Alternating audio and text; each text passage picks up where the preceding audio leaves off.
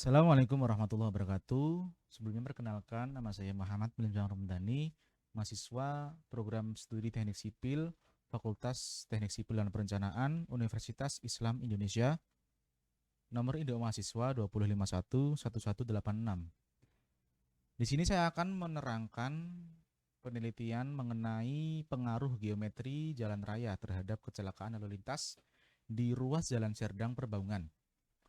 Penelitian ini dilakukan oleh Rizky Fahrizal, mahasiswa program studi Teknik Sipil, Fakultas Teknik, Universitas Muhammadiyah Sumatera Utara, Medan. Sebelumnya saya akan menerangkan landasan teori dan tinjauan pustaka yang dijelaskan oleh peneliti ini, yaitu yang pertama adalah jalan antar kota.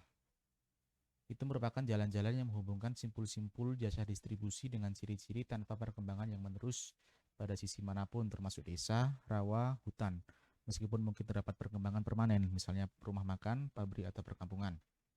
Kemudian adalah angka kecelakaan lalu lintas. Berdasarkan Peraturan Pemerintah Nomor 43 Tahun 1943 tentang prasarana dan lalu lintas, kecelakaan lalu lintas adalah suatu peristiwa di jalan yang tidak disangka-sangka dan tidak disengaja, melibatkan kendaraan dengan atau tanpa pemakai jalan lainnya, mengakibatkan korban manusia atau kerugian harta benda. Korban kecelakaan lalu lintas dapat berupa korban mati, korban luka berat, serta korban luka ringan.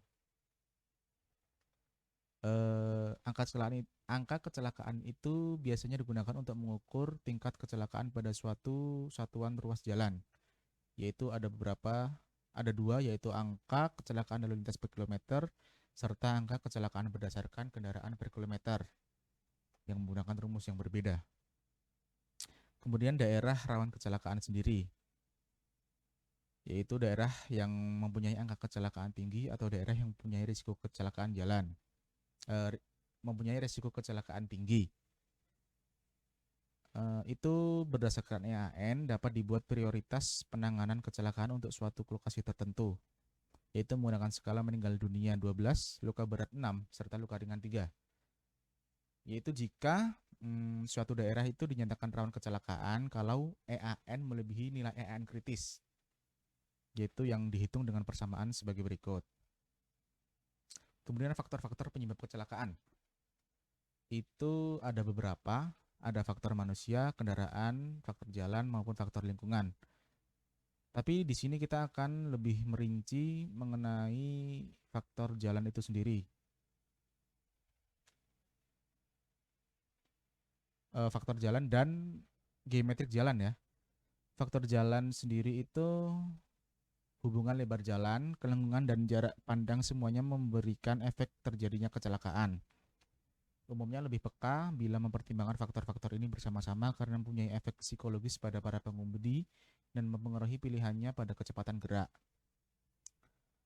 Misalnya memperlebar alinemen jalan yang tadinya sempit dan alinemennya tidak baik akan dapat mengurangi kecelakaan. Bila kecepatan tetap, bila kecelakaan tetap sama setelah perbaikan jalan. Tapi kecepatan biasanya semakin besar karena adanya rasa aman sehingga laju kecelakaan pun meningkat.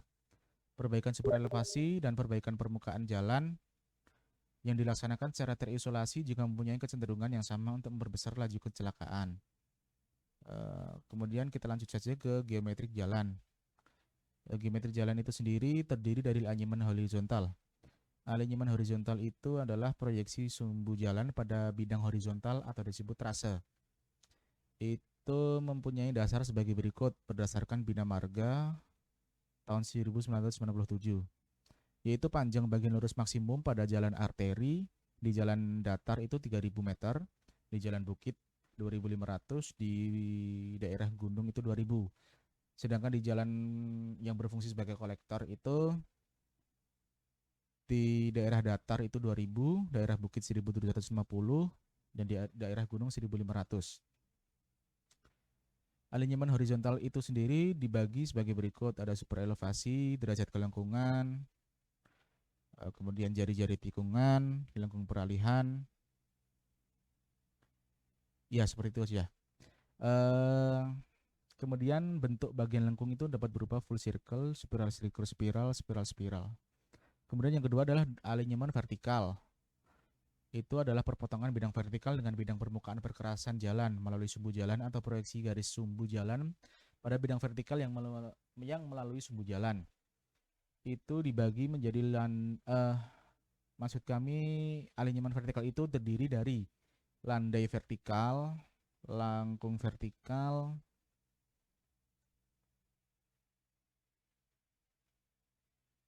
kemudian koordinasi alinyemen. Itu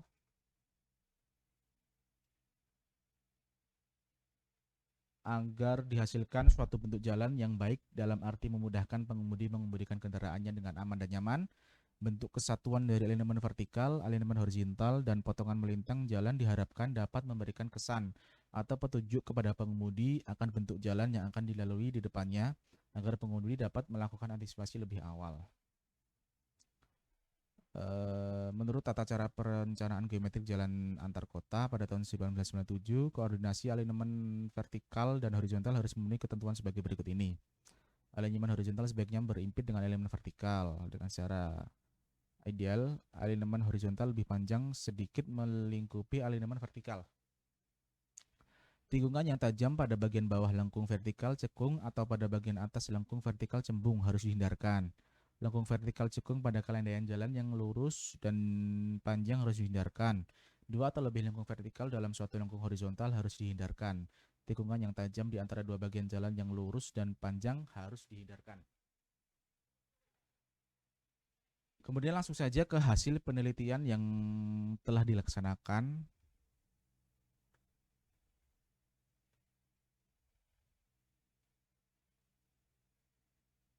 Itu sebagai berikut.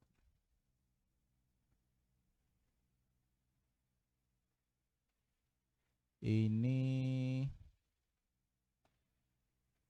dari data primer itu, yang pertama adalah survei geometri jalan dan fasilitas lalu lintas yang ada di jalan itu.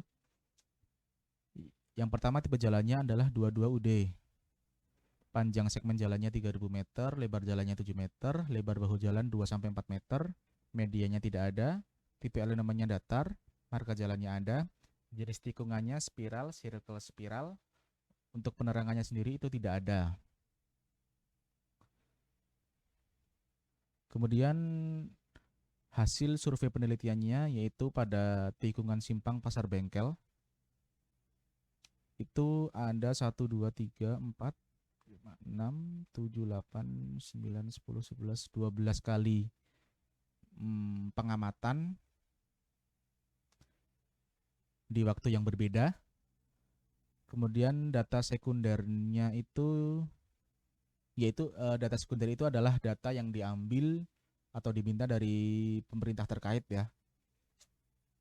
Itu sebagai berikut. Untuk jumlah kecelakaan, korban kecelakaan, dan kerugian material di Kabupaten Serdang Bedagai di tahun 2018 itu adalah sebagai berikut. Kemudian jumlah kejadian kecelakaan di ruas jalan lintas perbaungan tadi adalah juga sebagai berikut. Kemudian data volume lalu lintas pada lintas medan perbaungan sebagai berikut.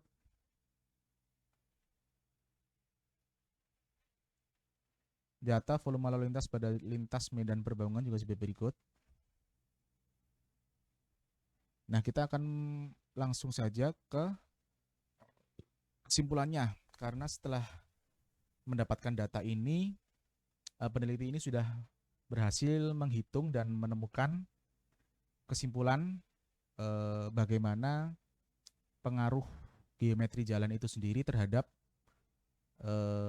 keselamatan pengguna jalan di jalan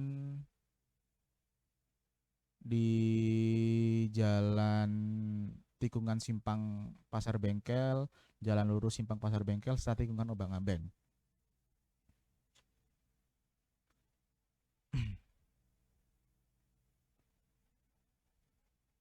Dari hasil survei tersebut, peneliti mempunyai kesimpulan bahwa lokasi daerah rawan kecelakaan pada ruas jalan Serdang Perbaungan yaitu pada tikungan Obang-Ambeng dengan nilai AAN lebih besar dari nilai ANC yaitu 390.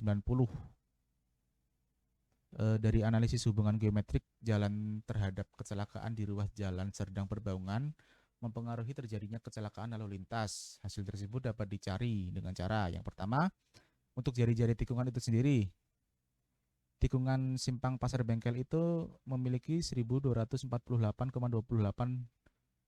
meter yang artinya tidak memenuhi syarat. Jalan lurus simpang Pasar Bengkel mempunyai jari-jari 1468,1, tidak memenuhi syarat juga. Dan tikungan Ombang-Ambeng juga tidak memenuhi syarat karena lebih dari 115. Kemudian dari hasil analisis jari-jari tikungan maka berpengaruh dengan jarak pandang henti dan jarak pandang meniap.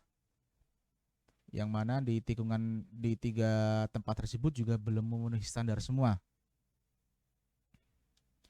Nah, maka dari itu bisa disimpulkan bahwa di ruas jalan tersebut memang belum memenuhi syarat menjadi jalan yang tidak rawan kecelakaan, sehingga masih banyak kecelakaan-kecelakaan yang terjadi di daerah tersebut. Kemudian saran untuk pemerintah yang pertama itu diharapkan untuk melakukan perbaikan dan pemeliharaan secara rutin terhadap bangunan struktur jalan, rambu-rambu lalu lintas, dan sarana pelengkap jalan lainnya. Kemudian yang kedua adalah kepada para pengguna jalan juga itu sendiri juga memang harus tetap berhati-hati serta selalu menaati rambu-rambu lalu lintas yang ada. Kemudian dalam perhitungan jarak pandang henti operasional, jarak pandang yang didapatkan masih di bawah angka dari standar jarak pandang henti minimal, sehingga sebaiknya untuk kecepatan maksimalnya sebesar 40-50 km saja. Kemudian perlu diperjelas dan diperbaiki marka jalan bagian tepi agar antara bahu jalan maupun badan jalan terlihat jelas. Selanjutnya perlu dipasang lampu penerangan juga, perlu diperbaiki kondisi jalan yang bergelombang, serta perlu dipasang kaca cembung pada tikungan yang sangat rawan. Iya, saya kira seperti ini saja yang dapat kami sampaikan. Apabila banyak kekurangan, kami mohon maaf. Sekian, wassalamualaikum warahmatullahi wabarakatuh.